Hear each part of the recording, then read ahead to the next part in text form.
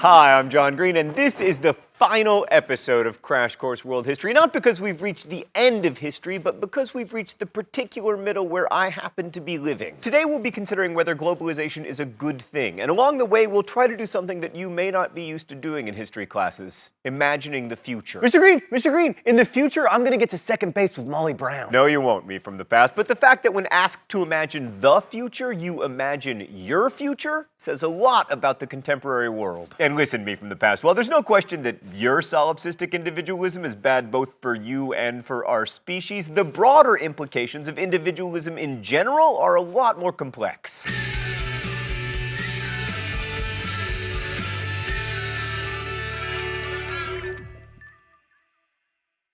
Man, I'm gonna miss you, intro. So last week, ta-da, we discussed how global economic interdependence has led, on average, to longer, healthier, more prosperous lives for humans, not to mention an astonishing change in the overall human population. In the West, globalization has also led to the rise of a service economy. In the US and Europe, most people now work not in agriculture or manufacturing, but in some kind of service sector. Healthcare, retail, education, entertainment, information technology, internet videos about world history, etc. And that switch has really changed our psychology, especially the psychology of upper classes living in the industrialized world. I mean, to quote Frederick Jameson, we are so far removed from the realities of production and work that we inhabit a dream world of artificial stimuli and televised experience. Think of it this way: if you had to kill a chicken every time you visited KFC, you would probably eat fewer chickens. Another change of psychology? Many historians of the now note that globalization has also led to a celebration of individualism, particularly in the wake of the failures of the Marxist collectivist utopias. The generation that lived through the Depression and World War II saw large-scale collectivist responses to both those crises. And they were responses that limited freedom, like the military draft, for instance, which limited your freedom,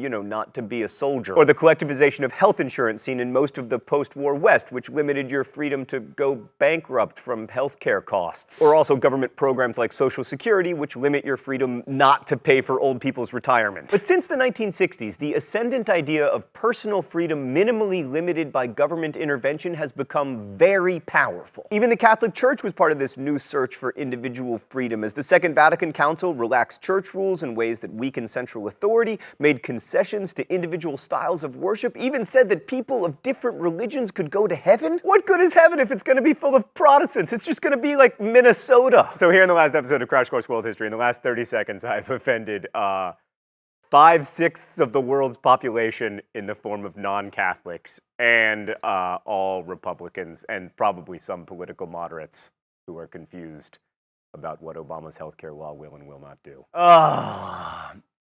Stan, maybe I should just make this episode just an extended rant where I reveal all of my political biases and also my personal biases. Look, you're never going to meet a historian who doesn't have biases, but good historians try to acknowledge their biases, and I am biased toward Canada and its awesome healthcare system. I can't lie, I'm very jealous of you guys. But perhaps the greatest effect of the victory of individualism was on sex and the family. We haven't talked much about sex because my brother's teaching biology, which is basically just sex. But sex is pretty important historically because it's how we keep happening. But in the 20th century, greater variety and availability of contraception made it possible for people to experiment with multiple sexual partners and help to uncouple sex from childbearing, which was awesome. But individualism also had a destabilizing effect on families. As the great Leo Tolstoy put it, all happy families are alike, but each unhappy family is unhappy in its own way. But when your individual fulfillment trumps all, you needn't live amid your uniquely unhappy family, you can just leave. So divorce rates have skyrocketed in the past few decades, and not just in the US. By the turn of the 21st century, divorce rates in China reached nearly 25%, with 70% of those divorces initiated by women. Technology has also driven families apart, as parents and children spend increasing time alone in front of their individual screens, sharing fewer experiences.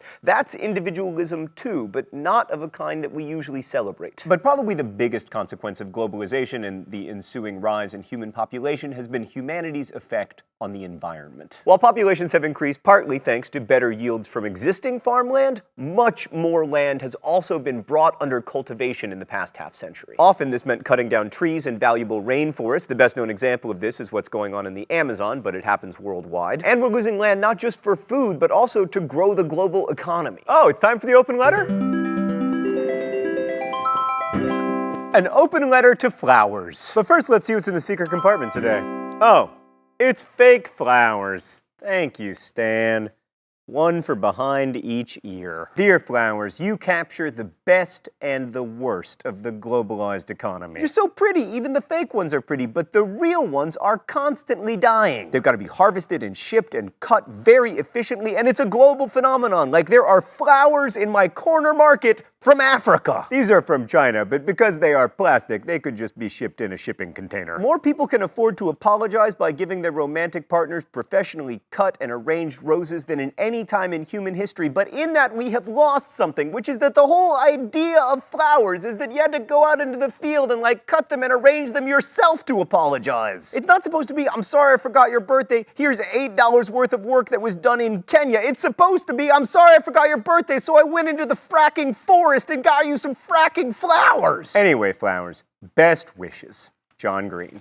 Aw, you guys got me flowers for my last episode of World History. Okay, let's go to the thought bubble. As worldwide production and consumption increases, we use more resources, especially water and fossil fuels. Globalization has made the average human richer, and rich people tend to use more of everything, but especially energy. This has already resulted in climate change, which will likely accelerate.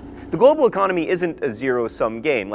I don't need to become more poor in order for someone else to become more rich. But growth, at least so far, has been dependent upon unsustainable use of the planet's resources. The planet can't sustain 7 billion automobiles, for instance, or 7 billion frequent flyers, although most of us who can afford to drive or fly feel entitled to do so. You'll remember that when we talked about the Industrial Revolution, we discussed the virtuous cycle of more efficiency making things cheaper, which in turn made them easier to buy, which increased demand, which increased efficiency. But from the perspective of the planet, each turn in that cycle takes something. More land under cultivation, more carbon emissions, more resource extraction. That can't go on forever, but worryingly, our current models of economic growth don't allow for any other way. Thanks, Thought Bubble. And then there is our astonishingly robust health. Although much of the world has been ravaged by HIV/AIDS for the past 3 decades, there's been a relative lack of global pandemics since the 1918 flu. And that's particularly surprising given increased population density and more travel between population centers. China has seen 150 million people leave the countryside for cities in the last 20 years. This was Shanghai in 1990. And this is Shanghai in 2010. The population of Lagos was 41,000 in 1900. Today, it's almost 8 million. Of course, people have been moving from country to city for a long time. Remember Gilgamesh?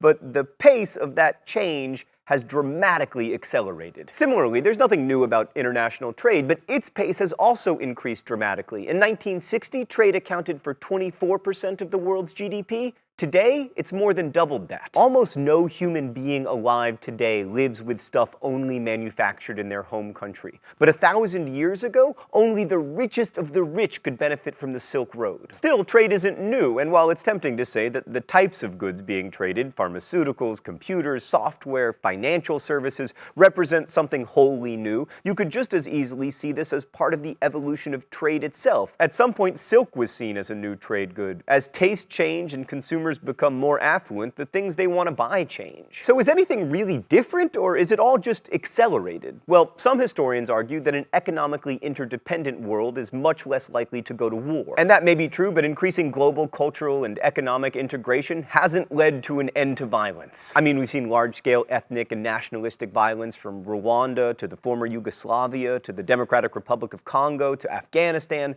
Globalization has not rid the world of violence. But there is an ideological shift in the age of globalization that does seem pretty new, and that's the turn to democracy. Now, this isn't the limited democracy of the ancient Greeks or the quirky republican system originally developed in the US. There are almost as many kinds of democracies as there are nations experiencing democracy. The fact is, however, that democracy and political freedom, especially the freedom to participate in and influence the government, have been on the rise all over the world since the 1980s, and especially since 1990. For instance, if you looked at the governments of most Latin American countries during most of the 20th centuries, you would usually find them ruled by military strongmen. Now, with a couple of exceptions, Fidel, Hugo? Stan, are they behind me right now? Because if they're behind me, I am in favor of collectivizing oil revenue and distributing it to the poor. If they're not behind me, that's a terrible idea. Right, but anyway, democracy is now flourishing in most of Latin America. Probably the most famous democratic success story is South Africa, which jettisoned decades of apartheid in the 1990s and elected former dissident Nelson Mandela as its first black president in 1994. It also adopted one of the most progressive constitutions in the world, but it's worth remembering that democracy and economic success don't always go hand in hand as much as some Americans wish they would. Many new African democracies continue to struggle. The same is true in some Latin American countries, and China has shown that you don't need democracy in order to experience economic growth. But for a few countries, especially Brazil and India, the combination of democracy and economic liberalism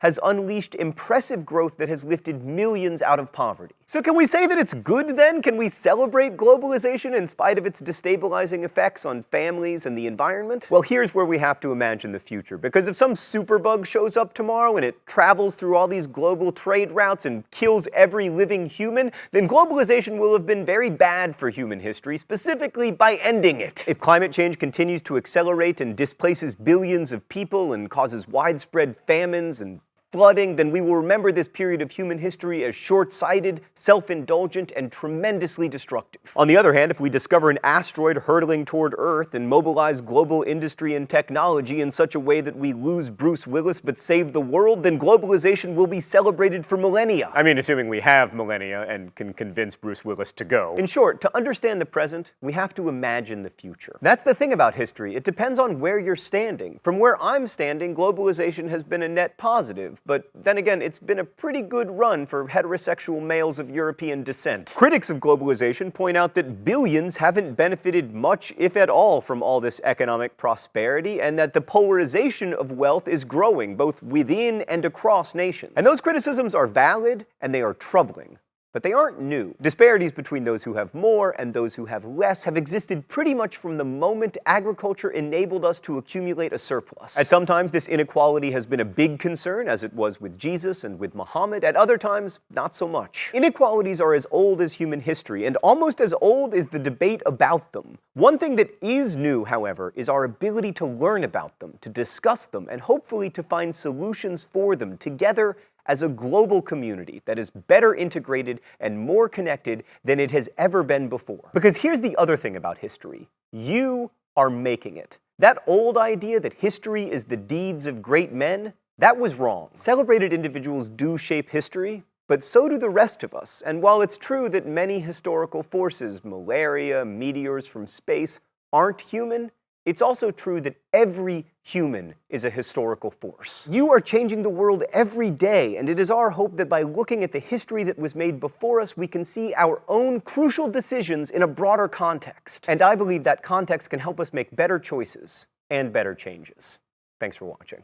But there's no need to despair, Crash Course fans. I'll see you next week for the beginning of our mini-series on literature. Crash Course is produced and directed by Stan Muller. Our script supervisor is Meredith Danko. The associate producer is Danica Johnson. The show is written by my high school history teacher, Raoul Meyer, and myself, and our graphics team is Thought Bubble. Last week's phrase of the week was Cookie Monster. This week's phrase of the week was Bruce Willis, which I am telling you because we are retiring the idea of the phrase of the week. Thank you so much for watching Crash Course World History. It has been super fun to try to tell the history of the world in 42 12-minute videos. I hope you enjoyed it, and I hope you'll hang around for literature. Thanks for watching, and as we say in my hometown, don't forget to be awesome. Oh, Stan, that's a crash.